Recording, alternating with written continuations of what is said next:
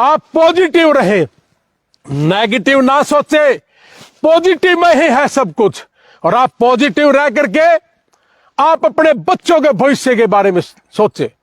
आप अपने परिवार में जो डर पैदा है उस डर को निकालिए। आपका बेटा, आपकी बेटी, चाहे वो स्टडी पे गई है, चाहे वो डोंकी से गई है पहले, और उसका स्टेटस बिल्कुल सही है, कोई आपराधिक रिकॉर्ड नहीं है, तो डरने की जरूरत नहीं। सुबह से शाम तक साथियों, मैं ज्यादा नहीं कहता, लेकिन 500 से ज्यादा फोन मैं सुन नहीं पाता। 90% से ज्यादा एक ही बात है कि मेरा बेटा है वहां, मेरी बेटी है वहां, उसके पास सारे डॉक्यूमेंट्स है, कोई खतरा तो नहीं है, घर बैठा है, कोई प्रॉब्लम तो नहीं है, उसको वर्क करने दे या नहीं करने दे। हमने कहा जी वर्क करने दो, डरो ना, आपके पास सारे डॉक्यूमेंट्स हैं, तो मत डरो जी। तो अपने देश में भी कानून है, उन देशों के भी कानून है, उन देशों के कानून ने आपको बोला है कि आप करिए, आपको वर्क परमिट दे दिया है।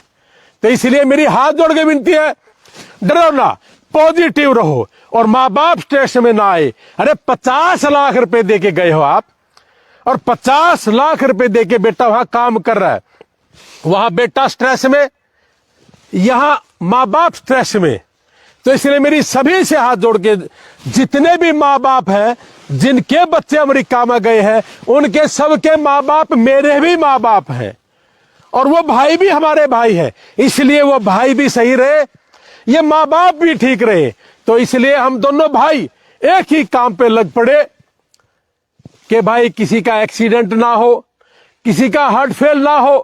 तो इसलिए हर रोज इसी काम पे इसीलिए लगे हैं कि बहुत लोगों ने जमीन बेच के गए हैं, बहुत लोग प्लाट बेच के गए हैं।